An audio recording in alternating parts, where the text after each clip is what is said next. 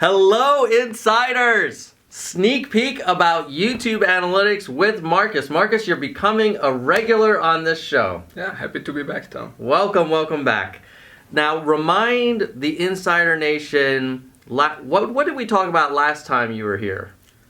Because, of course, I remember. Yeah, it was so that was a couple of months ago where we discussed in general what we have been working on. Like we're effectively trying to explain performance in a more approachable way. So typically that means in plain language, plain English. We summarize how video is doing, for instance, whether it's doing better or worse, and also try to explain why it's performing the way it is. We'll put a link below for those of you who are interested in seeing that video. So since that time, what's changed and what are you thinking about for development going forward? So far we mostly surfaced our analysis in those banners that you see on top of either the video overview on YouTube Analytics or the channel overview page. I've noticed that sometimes if I upload a video and then I go to the video analytics page, on the top there's a little paragraph of text. Exactly. It's great job or it's doing normal. Right. Okay. So that's how we started and kind of validated the concept. And now we try to break out a bit of that banner because it's quite limiting. And it also at times is partially contradicting what you see in the rest of the page because it's the banner stands on its own and the rest of the page we didn't really influence so far. What we're trying to do now, starting at the channel level, is to try to explain channel performance holistically. So that means, in other words, we really look at what's going on the channel and try to tell a complete, coherent story. Now, for those who are watching, thinking to themselves, hey, I've never seen one of these things, who's eligible to get the video level headline thing, and then who's eligible to get these new channel holistic summaries? So for the video level ones, there is some eligibility criteria that is a bit more complicated. There needs to be a certain amount of data, for us to have enough information to make meaningful conclusions. Apart from that, we currently only launched that one in 7 or 8 languages. It's not fully localized yet, so that may be a reason why you don't see it yet. What if they're looking in Studio Classic? Well, that's a bummer because we only show it in the new YouTube Studio Beta. It's not in Classic. But back to our conversation. It should be generally broadly available if you have enough data, and you can just find it by going to the Studio Beta and going to the analytics page for that video. Exactly, yeah. Right, okay. And it's shown for the first 3 days after the video has been published. Okay, so afterwards it disappears. And then now you're saying there's this channel overview, which is taking that headline idea to the next level. Exactly, yeah. And who gets that? So that one is currently running as an experiment. We rolled it out to a small set of channels that's targeting primarily regular weekly uploaders. We're really trying to move towards adapting analytics to the channel. If you upload multiple videos a week, you probably need a slightly different experience than if you upload once a month. So we're moving from one size fits all YouTube analytics to a more personalized approach. And what are you learning? So it's an experiment. What have we learned about it so far? So we get lots of useful feedback, so thanks for that, first of all. We read it all. Yeah, that little send feedback. Whenever you see those experimental features in YouTube Analytics and then a little send feedback, I see you share it with the team all the time. You must be reading them as they come in. I literally read them as they come in, but it's extremely useful. You learn lots of stuff from them. What have you been hearing? One thing was to focus on 2 time periods that we support at the moment, which is how is the current week going and how is the previous week did it go. And that works really well for regular weekly uploaders by default, but sometimes people want to zoom out a bit more. We need to, integrate that before we roll it out more broadly. And what have you learned about the current design or this experimental design that's working? What are they finding useful? So one thing that we changed is so far there was that rolling 28-day graph where you see basically it's a very spiky chart. Yeah.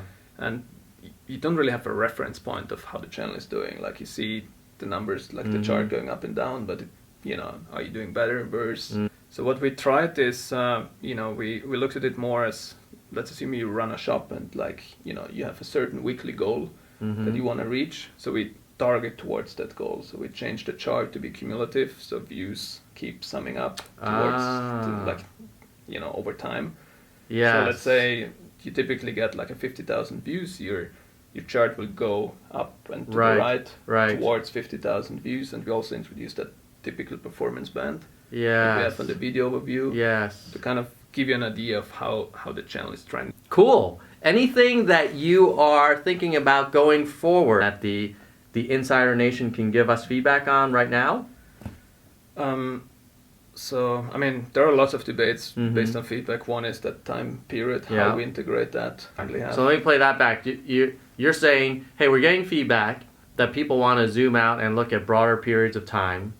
So we could just say, fine, you can do it, but then it sort of falls back to the standard way of sharing the data, no kind of smart analysis. Or we could actually introduce smarter analysis for like 2-week period, 30-day period.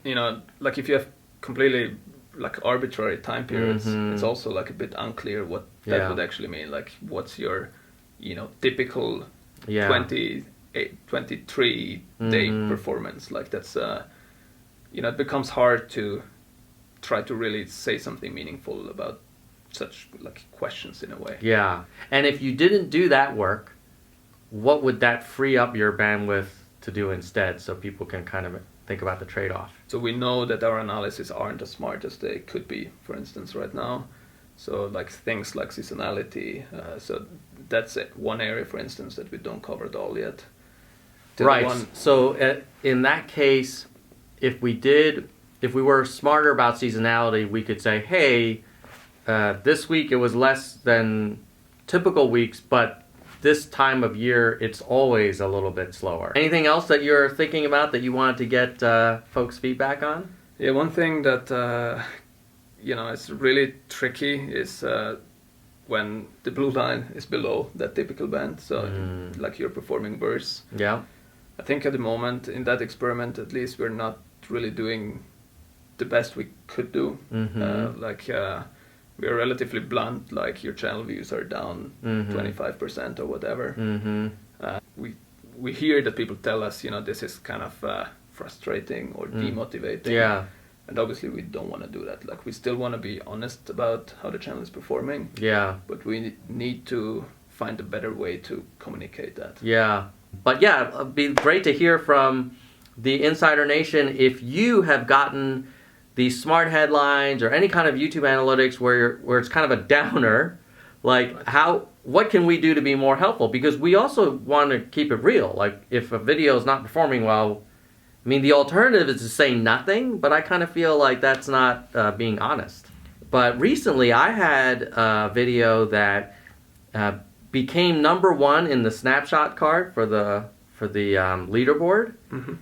And I was like, hey, this is like kind of a huge deal, and I didn't feel like the product acknowledged this massive achievement. If we had some little animation saying like, wow, you rocked it this time, the new #1, like, keep up the great work, and like confetti and stuff like that. So I would love that personally, but other people, very smart, reasonable people would say, well, that's not giving them any new insight. The data was what it was. But I'd be curious what the viewers think, because that's not something where we're giving you more data, but it's more just sort of celebrating and acknowledging achievement. Anything else you wanted to add before we wrap up? No, keep the feedback coming. We really read all of it, and it helps us tremendously in improving the product. So thank you for that. Well, thank you, Markus, for coming on the show. We will look forward to having you back. Anytime. And in the meantime, everybody, keep it real.